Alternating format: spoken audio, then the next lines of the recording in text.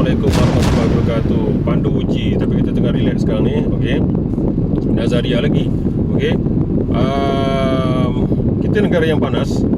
Dan perkara yang paling merisaukan pemandu-pemandu atau pemilik Nazaria adalah overheat dan aircon kurang sejuk. Okey, tak kira apa saja kereta di luar sana, apa kereta yang anda miliki. Okey, kadang-kadang ada masalahnya aircon tak sejuk, kurang sejuk dan sebagainya. Dan ada juga antara pemilik kereta, dia kata kereta aku kan dah jalan baru sejuk. Maknanya dia kata kereta kena jalan baru aircon sejuk kan. Ada orang menganggap perkara tu biasa, normal. Sebenarnya tak. Apa kereta sekalipun di Malaysia kan wajib sejuk walaupun dalam keadaan jam, dalam keadaan parking. Sekarang ni okey, saya dalam keadaan parking ni. Okey, waktu sekarang dah 1:05 petang. Okey, tapi agak kurang panas ni, redup sikit ni. Okey, tapi di luar sana memang panas lah. Okey, sebenarnya tak kira di bawah pokok ke, di bawah punggung ke, yang penting apabila kereta di Malaysia ni, kalau airconnya okey, dia mesti sejuk walaupun dalam keadaan parking. Lama mana sekalipun. Contoh macam sekarang ni lah. Okey, ni baru saya buat sedikit buasuai penambahbaikan. Apa tu penambahbaikan yang saya buat tu sebentar tadi? Sekejap lagi saya cerita. Okey, apabila step by step lah. Jangan berujur, relax. Kita relax, kita cerita satu persatu. Okey, ada orang dia suka buat tukar kipas ataupun tambah kipas. Kereta ni asalnya Nazaria ni kipasnya dua. Satu kipas kondenser depan untuk sejukkan kondenser aircon, satu lagi kipas radiator di sebelah belakang. Okey, jadi yang uji kaji saya buat ni, saya nak kekalkan kipas yang sedia ada, tiada apa-apa penambahan kipas. Ni uji kaji. Orang lain, anda mungkin sedang menonton ni, saya apa saja yang dia nak tambah kipas ke, nak tambah high speed ke apa ke, 3 kipas, 4 kipas, 2 depan 2, itu anda punya kuasa, anda punya hak lah. Okey, macam saya sedang buat uji kaji. Kita pulang. Sebab memang terbukti penambahan kipas tu memang cukup membantu. Dan ada beberapa orang yang mekanik ke, macam DIY ke apa ke, yang buat penambahan kipas. Okey, dah langsung tak ada kipas original lah pada Nazaria je, dan berkesan, naik genting pun confident. Itu bagus lah. Cuma kali ni saya nak buat uji kaji untuk kekalkan kipas sedia ada. Okey, langkah pertama yang saya perasan, okey, saya buka kipas radiator. Sebab kipas radiator dia juga biasanya kipas radiator ni akan berfungsi apabila suhu terlampau panas. Dan saya rasa Nazaria dalam 95 ke atas, okey, kipas akan berpusing, kipas radiator akan pusing dan terus high speed. Dia Nazaria ada, kipas radiator ada 2 speed. Jadi apabila suhu melampau 95 ke atas, okey, kipas tu akan high speed, kipas radiator. Okey, tetapi saya dapati kipas yang radiator ni macam kurang laju. Dia kurang laju. Kita dah biasa main kipas kan. Kereta-kereta saya memang minat kipas, bukan kaki kipas. Okey, kurang laju. Dan hasil berdasar saya buka dan dapati, rupanya kipas yang sedia ada, no, bukan kipas, motor. Motor yang sedia dia tu adalah cap ayam. Okey, cap ayam. Jadi apa yang saya buat, saya telah tukar kepada kipas aftermarket, yang mana dalam kotak tu tulis untuk Kia Carnival. Dia sama je lah, cuma saya perasan kipas tu dia agak besar sikit saiz dia, bukan bulatan dia, tebal dia tu. Okey, dan saya tukar. Ternyata ada perbezaan, pusingannya lebih laju. Okey, itu yang uji kaji pertama lah. Besoknya saya sambung lagi, dia ada perubahan sikit lah. Besoknya beberapa hari selepas tu saya buka pula kipas depan, kipas kondenser pun sama juga, kipas cap ayam. Jadi saya telah jumpa satu kipas dalam store saya, kipas jenama Kia Hyundai. Dia ada logo Kia Hyundai kat situ. Okey, saya pun tukar kipas tu. Memang ternyata perbezaannya dari segi pusingan dia, dan ada bunyi kipas tu, ada bunyi angin dia lah. Ada dengar bunyi. Ada dengar bunyi kipas tu lagi kuat angin dia. Jadi dah itu pun dah puas hatilah nampak kat situ. Jadi pada saya yang paling penting bukan kipas tu sangat berpusing, rupanya pusingan tu, motor dia tu. Okey, berbalik pasal kipas radiator tadi. Okey, memang terdapat di pasaran ada satu set kipas motor, kipas dan juga housing dia. Murah, online, dalam 180. Nak beli? Belilah, tak ada masalah. Okey, cuma kita kena faham. Saya tukar kipas yang aftermarket tu, motor saja. Saya tukar motor saja, saya cerita awal tadi tu. Motor saja harga 200 lebih. Kalau pandai pujuk dapat free lah. Okey. Motor saja 200 lebih. 200 macam itulah. Okey. Saya buat sendiri, pasang sendiri, tukar sendiri.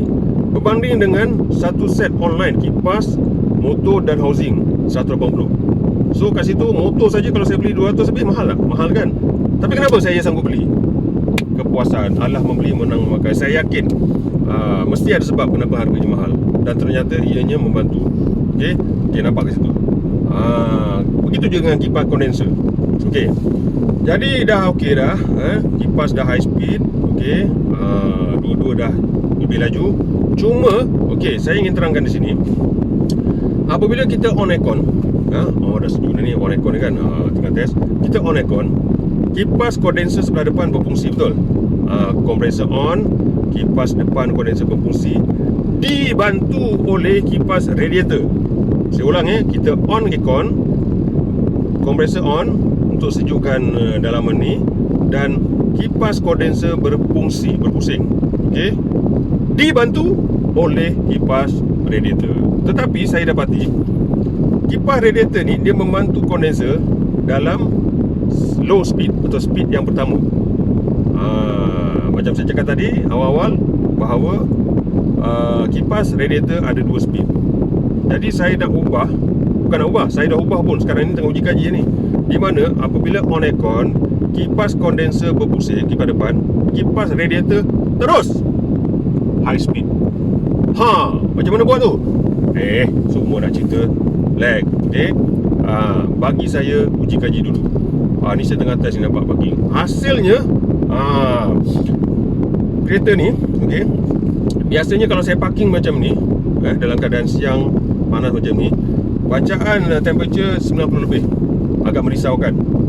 Kadang-kadang mencecah ke 95. Tapi tak apa, saya tak risau sangat sebab apabila cecah 95 dalam keadaan parking macam ni, okey, high speed akan on.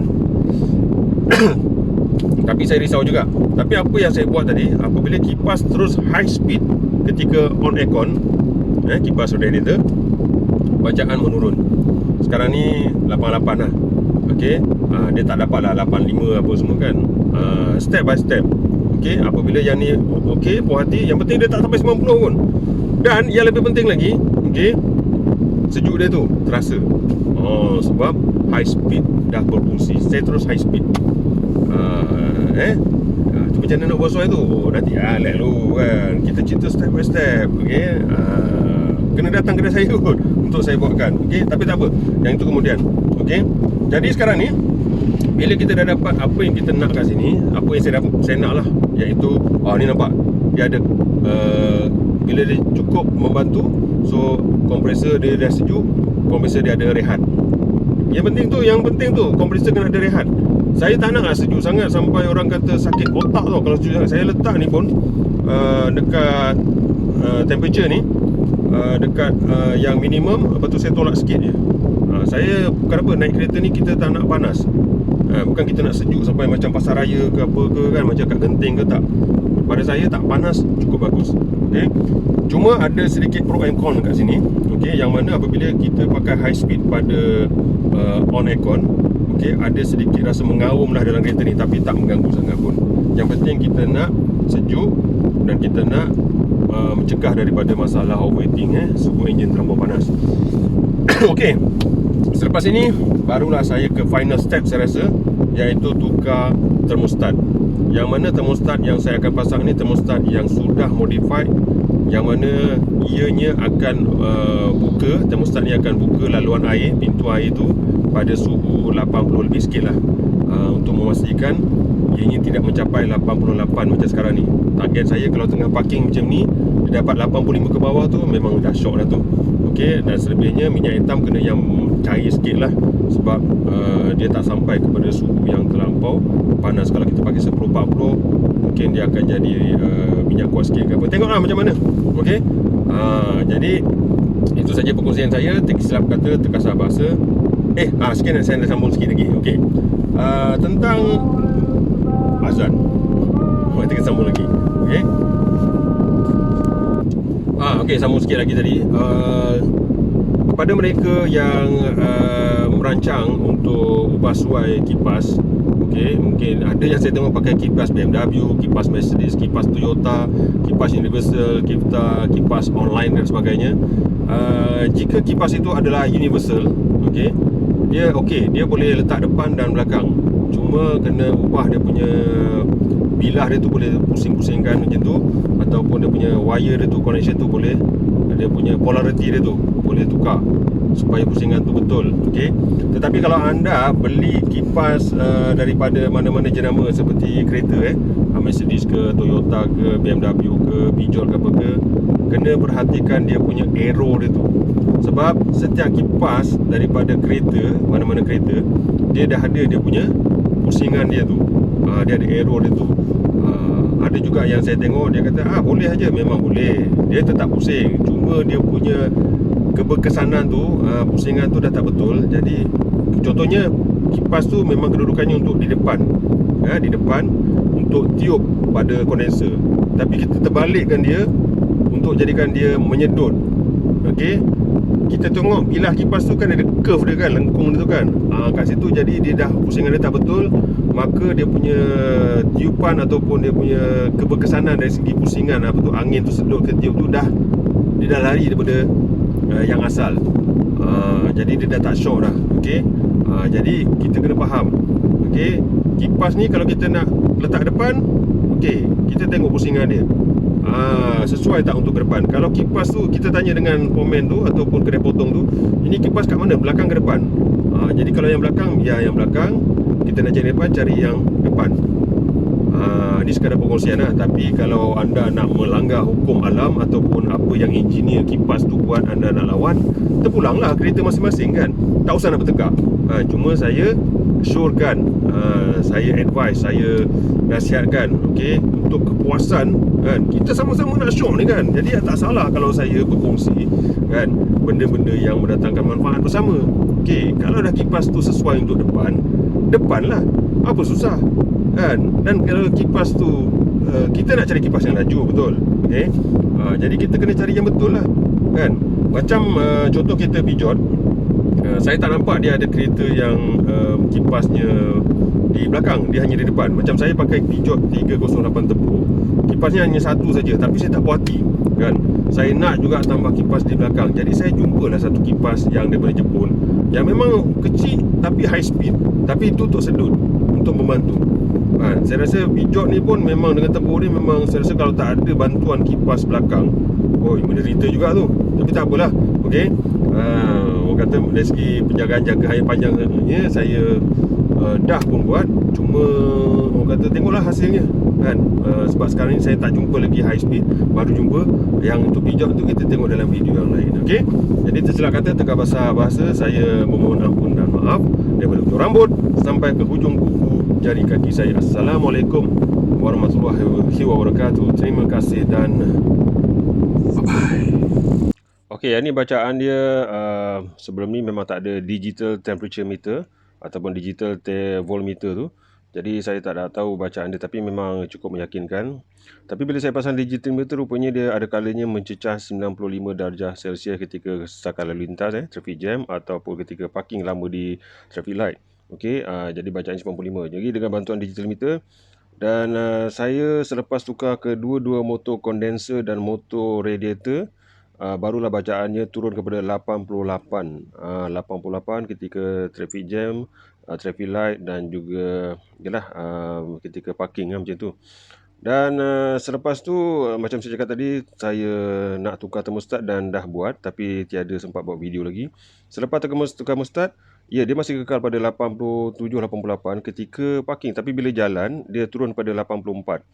Sedangkan kalau tak tukar termostat, jalan ke parking ke, dia maintain 88. Jadi pada saya 84-85 ketika mandu, dan 88 tu kira okey lah. Dan hasilnya juga aircon terasa cepat sejuk berbanding sebelum saya buat ubah suai pada motor dan juga termostat. Ruang komen saya buka kepada anda sebarang pertanyaan. Mana yang saya boleh bantu, saya bantu insyaAllah. Okey. Silap kata, terkasar bahasa, saya mohon ampun dan maaf. Assalamualaikum warahmatullahi wabarakatuh. Thank you dan bye-bye.